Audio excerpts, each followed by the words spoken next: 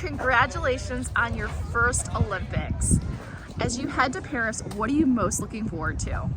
Oh my gosh, I'm so excited. I mean, I'm looking forward to skating the course. It looks so unique and just super fun. I'm also so excited for the opening ceremony and our uniforms and to be in Paris for the first time. And you shared your mom's going with you too. Is she excited too? Oh my god, she's so stoked. My parents have been such an important part of my journey going to the Olympics and competing in contests and where I'm at in my skateboarding. And I'm forever grateful for them and all of their support and all the time, energy they've put into me and my decision for going for skateboarding. And they really just see my passion and hard work that I put for skateboarding. And I'm so grateful that they just really back me really hard and they have such good advice. And my mom has been through everything with me, from crying at contests because I did bad or crying of tears and joy, and being there for the moment when I qualified for Paris 2024 and seeing how much it meant to me. Just seeing her crying, I was just like, oh, I'm just so happy, and I'm so grateful to share this moment with her in Paris.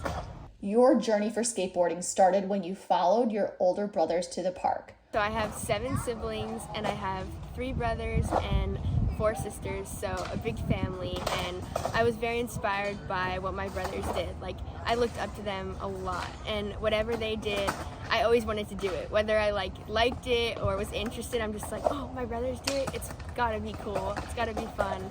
So when they started skateboarding or doing fencing, I would always be like the first to, want to jump in and try it.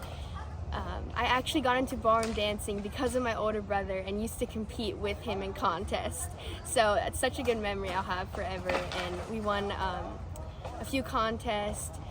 And yeah, so grateful for my brother's inspiration, still to this day. I love that you were originally a dancer with a passion for ballet and ballroom. Do you ever find yourself incorporating your dance background into skateboarding? I originally started doing ballet and ballroom dancing before I started skateboarding, and I was about 10 or 11 and I competed competitively in both of them, and I feel like it really helped me with my skateboarding. And skateboarding is such a way of art, and so is ballet and ballroom dancing, and I feel like having that background just really helped me with my skating and how I feel on a board and the tricks and movements. It just feels more familiar, and I feel like it's also helped me with style as well, about executing tricks perfectly, because in ballet and ballroom dancing it's all about how you execute things with style and how you look doing it and how you make others feel when you're dancing as well. And so skateboarding is those things are so important in skateboarding as well. And I actually have not ballroom danced or done ballet in so long. So busy skating and on a tight schedule, it's hard to squeeze both in. But after the Olympics, I want to get back to dancing and competing, and I would love to compete in both. Maybe Olympic 2028 dancing and skateboarding, I don't know. Your journey to the Olympics was quite the endeavor. Share with us a little bit about the process of how you went from qualifying to making the Olympics, and then what went through your mind before the competition and then when you clinched the spot. The beginning of the qualifying started in Sharjah in 2023, and there was 75 girl skateboarders in the first round, and there was about 8 to 10 USA girls invited. And then you had to qualify into phase 2. Top 44 made it, and 6 from each country. And then you got to qualifying phase 2. It gets cut in half, so it's even more stressful. And top 22 make it to Paris, and top 3 for each country.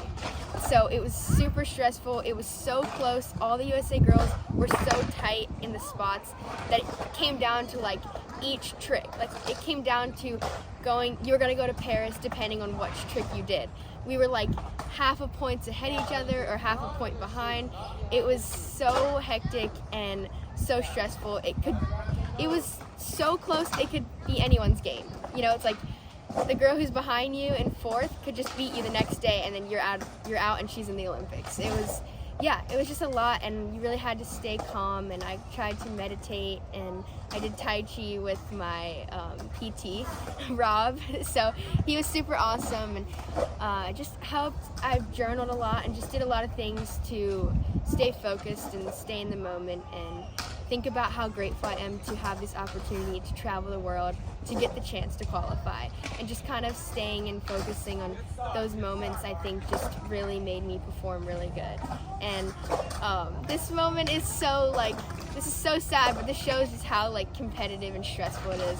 I don't usually get emotional often, and after one of this warm-up before semis, the day there was a rain delay, we sat in a tent when there's lightning and thunder, and we're just all in a little USA tent, and our practice got delayed for 3 hours, and this is the day when we're all gonna find out if we go to Paris.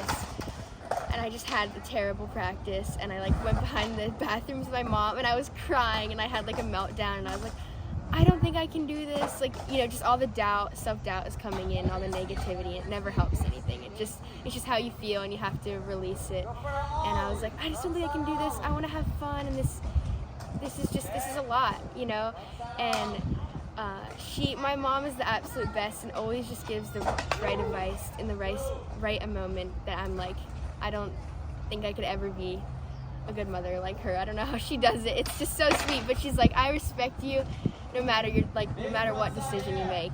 And I think after I cried, I just had a release, and I let all of my emotions out, that I could finally just skate so good. And I nailed all of my runs, and then made it into finals and qualified for Paris, and then cried so hard, harder than ever.